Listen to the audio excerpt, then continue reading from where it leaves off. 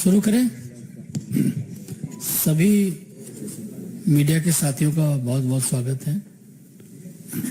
आज हमारे बीच में आप लोगों को संबोधित करने के लिए भारत सरकार में मंत्री आदरणीय अनुराग ठाकुर जी हैं, आप लोगों को संबोधित करेंगे। साथ में हमारे मीडिया विभाग के सह प्रमुख संजय मयूख जी हैं। आदरणीय अनुराग ठाकुर जी से आग्रह है कि आपको संबोधित करें।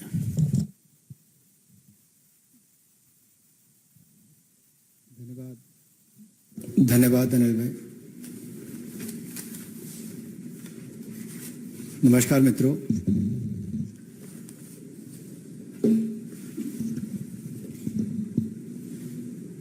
देश के कुछ राज्यों में महिलाओं के प्रति जो अत्याचार दुष्कर्म की घटनाएं बढ़ी, वो बड़ी दुर्भाग्यपूर्ण भी हैं, चिंताजनक भी हैं, क्योंकि कानून व्यवस्था राज्य की जिम्मेदारी है।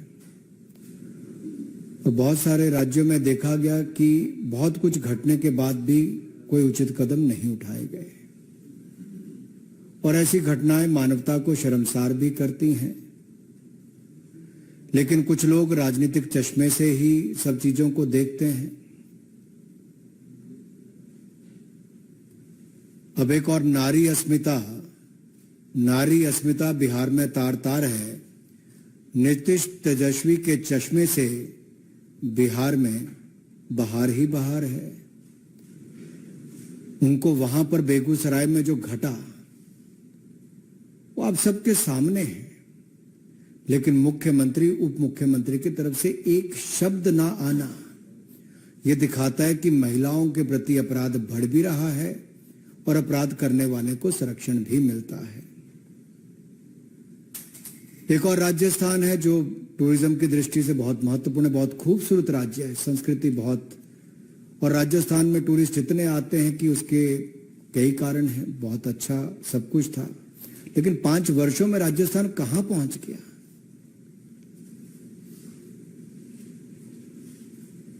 और जब वहां पर महिलाओं के प्रति कितनी घटनाएं दुष्कर्म की, अत्याचार की, अपराध की हुई।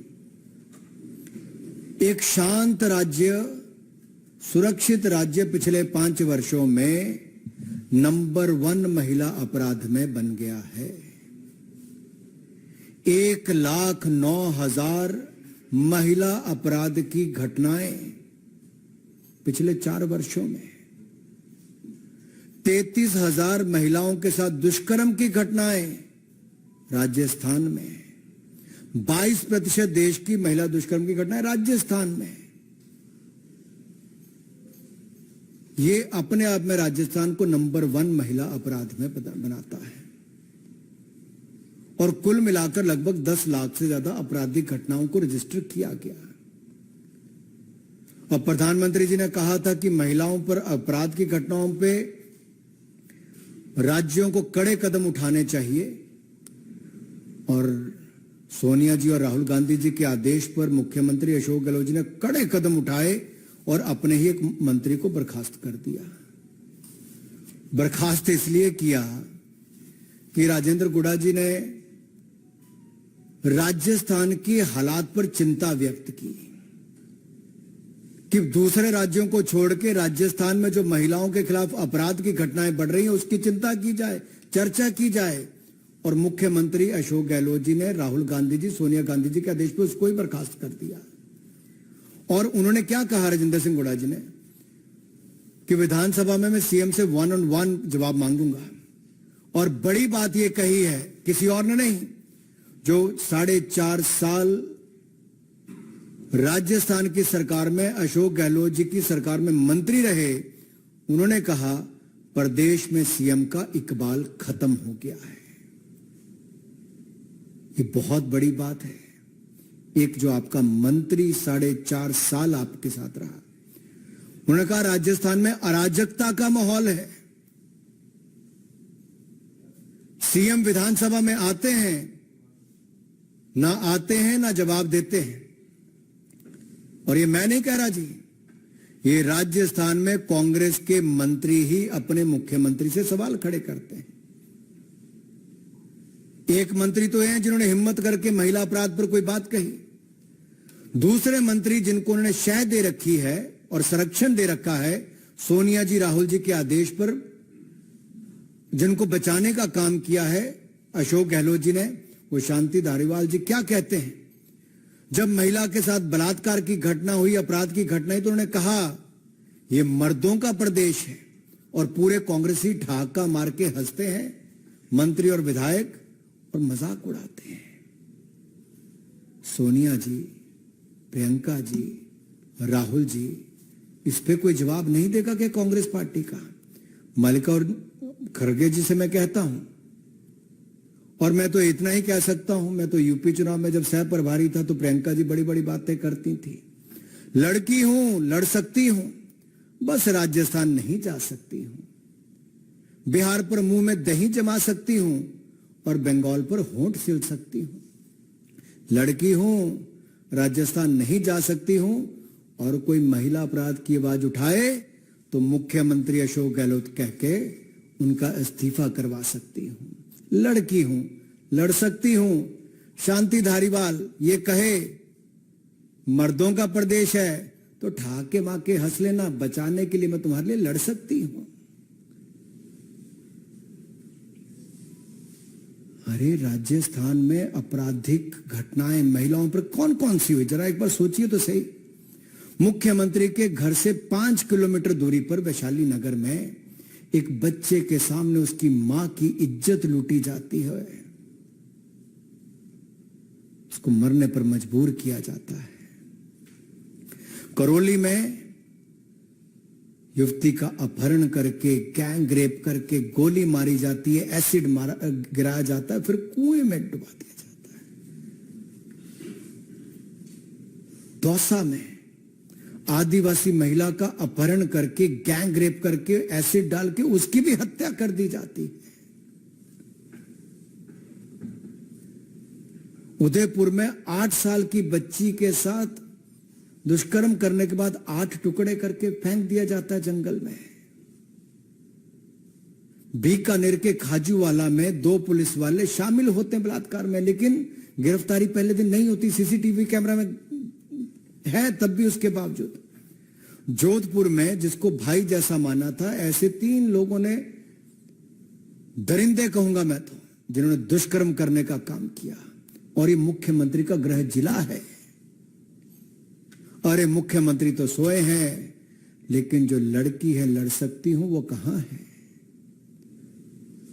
जो बॉर्डर से चले गई करौली के पास से, लेकिन वहां नहीं जाने का दम भर पाई, जहां करौली में दलित युवती के साथ गैंग रेप करके एसिड फेंक के उसको मार दिया जाता है। दलित हो, युवती हो, महिला हो, इनके खिलाफ राजस्थान नंबर 1 अपराध की दृष्टि से, महिला अपराध की दृष्टि से बना है। बंगाल भी पीछे नहीं है। बंगाल में चुनाव में बम और हत्या, बैलेट से ज्यादा बम की घटनाएं सुनने को मिली। हत्या के मामले, हत्या और हिंसा के मामले, रास्ते सत्ता हथियाने का काम किया गया। लेकिन पश्चिम बंगाल में मैं आप सबके सामने कहना चाहता हूं, ममता बनर्जी जी, न जाने आपके दिल में ममता बची है कि नहीं बची है, यह सवाल खड़ा होता है। बंगाल के हावड़ा में इंसानियत शर्मसार हुई है, लेकिन सबके होंठ सिले हुए हैं जी। हावड़ा के पांचला इलाके में पंचायत चुनाव के मतदान के दिन 40 से ज्यादा टीएमसी के गुंडों ने महिला को निर्वस्त्र करके घुमाया, प्रत्याशी को पीटा गया, बेइज्जती की गई। और यही नहीं, बंगाल के ही मालदा में एक जो वीडियो वायरल हो रहा है, मैं तो ऐसे वीडियो दिखाऊंगा भी नहीं, शेयर भी नहीं कर सकता, लेकिन जहां पर 2 महिलाओं को पीट पीट कर अर्धनंग किया जा रहा है और नंगा करके उनको जैसे घुमाया जा रहा है, जो वीडियो बनाए जा रहे हैं। कहां है ममता जी की ममता? कहां है सरकार? कहां कार्रवाई हो पा रही है?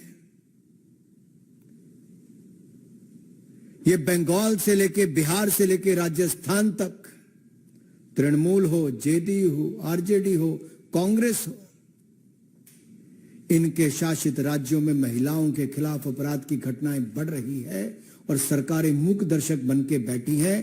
ये गठबंधन की बात करते हैं, उस गठबंधन के नेताओं के ऊपर देखिए, एक भी इस बात को लेकर अपनी बात नहीं कहता है। और कहां गए वो अवार्ड वापसी वाले लोग, कहां गए कैंडल मार्च वाले लोग, कहां गए फ्रीडम ऑफ स्पीच वाले लोग?